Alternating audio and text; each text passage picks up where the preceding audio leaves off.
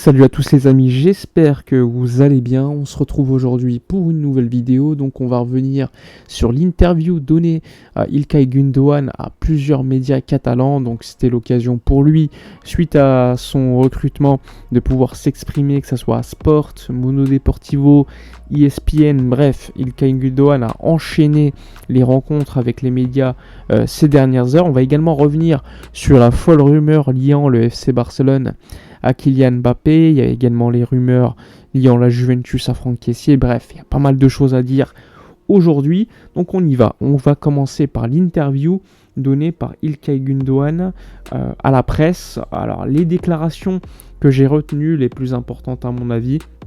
Donc évidemment, on lui a posé la question avec quel joueur il était le plus motivé à jouer à Barcelone. Et il a répondu que le joueur avec le plus, il avait le plus envie de jouer en tout cas, c'était Pedri, parce que c'est un joueur qu'il a affronté en sélection, qu'il a déjà vu pas mal de fois et qu'il l'a vu, c'est un joueur très talentueux. En plus, c'est un milieu de terrain un peu comme lui. Il a expliqué que c'était un petit peu la même chose avec Frenkie de Jong, quand tu es milieu de terrain, tu apprécies de jouer avec des milieux de terrain de cette qualité, qui sont très proches de toi sur le terrain. Vous pouvez avoir donc une association très claire, des combinaisons, créer des occasions, etc. etc. Donc Gündoğan a vite compris l'importance de Pedri et de Frenkie de Jong. Ensuite, il s'est exprimé concernant la comparaison entre Pep Guardiola et Xavi. Il a expliqué que, c'était des personnes qui venaient de la même école, que Guardiola avait beaucoup d'influence de Cruyff, que Xavi avait beaucoup d'influence de Pep. Donc c'est un petit peu logique, la possession de balle, ne pas perdre le ballon, essayer de créer des occasions, jouer intelligemment. Après, on va pas se mentir, c'est pas du tout les mêmes coachs. Aujourd'hui, Guardiola est beaucoup plus pragmatique, mais ça reste un génie tactique, ce qui n'est pas le cas pour Xavi, qui est un jeune coach qui doit encore grandir, etc. Il a également expliqué qu'il y avait beaucoup de choses similaires entre Manchester City et Barcelone. En tout cas, il l'a remarqué lors des différents entraînements. Si on pouvait le décrire en un mot, il avait dit que c'était le mot adaptation qui collait le plus, parce que c'est un joueur très flexible, qui peut jouer à différentes positions, qu'il avait même joué faux neuf il y a quelques saisons à Manchester City. Il peut jouer en double pivot, en numéro 8, sur le côté. Bref, Gündoğan est un joueur complet. Il a également expliqué que concernant le Ballon d'Or, on lui a posé la question, pour toi c'est qui le favori au Ballon d'Or? Il a expliqué que la course était clairement entre Messi et Erling Haaland. Il a dit qu'il ne voyait personne se rapprocher d'eux, que les deux avaient une grande saison, qu'ils avaient gagné des titres, et encore une fois, que ça allait être les juges qui allaient décider. On lui a posé la question sur le Real Madrid. Alors, est-ce que le Real, en gros, est le seul rival pour la Liga? Il a expliqué que oui, sur le papier, le Real est le plus grand rival du FC Barcelone, mais encore une fois, tu dois jouer toutes les équipes, et donc il ne faut pas sous-estimer toutes les équipes, parce que tu peux perdre des points, que ce soit contre le Real ou des plus petites équipes, et que chaque match, c'est 3 points, donc il fallait gagner tous ces matchs pour être champion. On lui a également posé la question concernant Mbappé. On lui a dit, est-ce que tu as peur que le Real Madrid puisse signer Mbappé? Il a dit, bon, honnêtement, pas du tout, on ne devrait pas s'en soucier. Les meilleurs joueurs, s'ils sont en Liga, c'est encore mieux, parce que ça va amener beaucoup plus d'attractivité du championnat, ce sera beaucoup plus excitant. Et en plus, j'aime être contre les meilleurs joueurs. Donc Gündoğan, de toute façon, il vient de la première ligue. Je pense pas que ça soit la Liga qui le fasse peur, encore loin de là. Ensuite, on lui a posé la question concernant la comparaison Lewandowski-Haaland. Il a dit que c'était compliqué de pouvoir les comparer. Lewandowski a une carrière très très longue, à un très très haut niveau. C'est un top joueur, qu'il avait joué donc avec lui, qui a toujours marqué beaucoup de buts, alors que Haaland, ça reste un jeune joueur qui doit encore continuer à devenir un peu plus complet, et que c'était compliqué de décrire en un mot. Il était tellement physique qu'il marquait à chaque fois.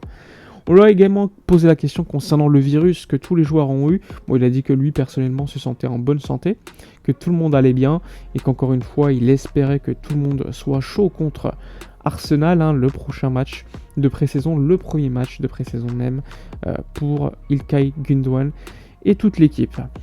Bon, on lui a posé la question concernant évidemment le FC Barcelone. On lui a dit, quels sont tes souvenirs du Barça? Il a déjà dit que son club de rêve, c'était le Barça depuis qu'il était tout petit.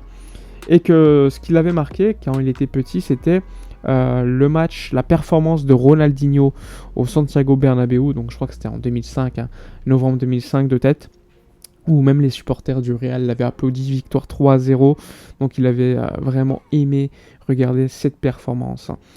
Il a également mis en exergue que ses modèles, c'était le milieu de terrain, Sergio Busquets, Xavi et Iniesta, qui étaient les meilleurs du monde, qu'il avait grandi en les observant.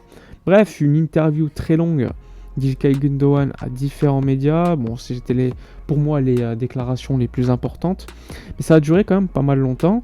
Donc un Gundogan que personnellement j'ai hâte de voir jouer. C'est le meilleur joueur à mon avis qu'on ait recruté de loin.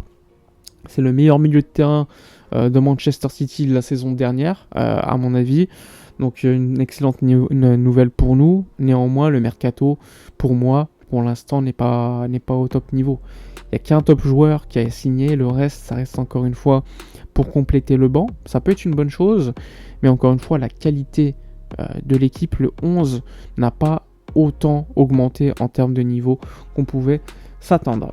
Bref, donc ça c'était l'interview d'Ilkay Gundogan. Pour revenir aux rumeurs entre Mbappé et Messi et le Barça, pardon, on va faire ça très très rapidement. Le Barça a vite démenti cela aux médias en disant que c'était une rumeur qui ne venait pas de Catalogne, encore moins du club, mais plutôt de France. Il faut rappeler que c'est l'équipe et le Parisien qui ont sorti l'info. Évidemment, une information probablement sortie par le Paris Saint-Germain pour mettre entre guillemets la pression sur Mbappé pour qu'on lui dise bon allez Mbappé va dans ton club, n'importe lequel, mais va dans un club, a priori le Real Madrid. Donc c'était une pression pour dire que plein de clubs étaient intéressés, mais encore une fois pour moi c'est pas vraiment une pression parce que Mbappé peut faire ce qu'il veut et probablement il veut toutes ses primes et ensuite l'année prochaine signer au Real Madrid libre de tout contrat. Donc ça c'est clairement à mon avis l'objectif de toutes les parties sauf le PSG qui veut évidemment vite le sortir pour récupérer de l'argent. Sauf que le joueur il veut ses primes et surtout il veut choisir où aller.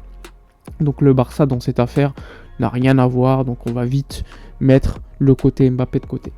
Ensuite, Franck Kessié, Barcelone, Juventus, il y aurait un accord de principe entre la Juve et le Barça pour un prêt avec option d'achat obligatoire ou pas, pour l'instant on ne sait pas, fixé à 10-15 millions d'euros, donc c'est très très mal vendu à mon goût, surtout quand tu vois en Angleterre que les prix c'est 40-50 millions d'euros pour des joueurs moins forts que Kessié, mais c'est pas forcément pour Kessié, c'est surtout de manière générale, quand tu vois Chukwueze partir à 20 millions d'euros en Italie, quand tu vois Pau Torres 35 millions d'euros en Angleterre, bref, les clubs de Liga vendent très très mal parce qu'on sait qu'ils n'ont pas beaucoup d'argent et qu'ils ont besoin d'argent tout simplement. Donc encore une fois, on va suivre cette histoire Kessié. Pour l'instant, Kessié n'a pas donné d'accord à la Juventus. Ce serait plutôt un accord de principe entre les clubs. Donc maintenant, il faudra patienter de voir ce qui va se dérouler entre les clubs concernés et le joueur. Parce que le joueur doit donner encore une fois son accord pour partir. Bref, on a fait le tour de toutes les informations les plus chaudes. N'hésitez pas à donner votre avis dans les commentaires, à liker, commenter, partager. Moi, je vous dis à la prochaine et d'ici là, comme d'habitude, portez-vous bien.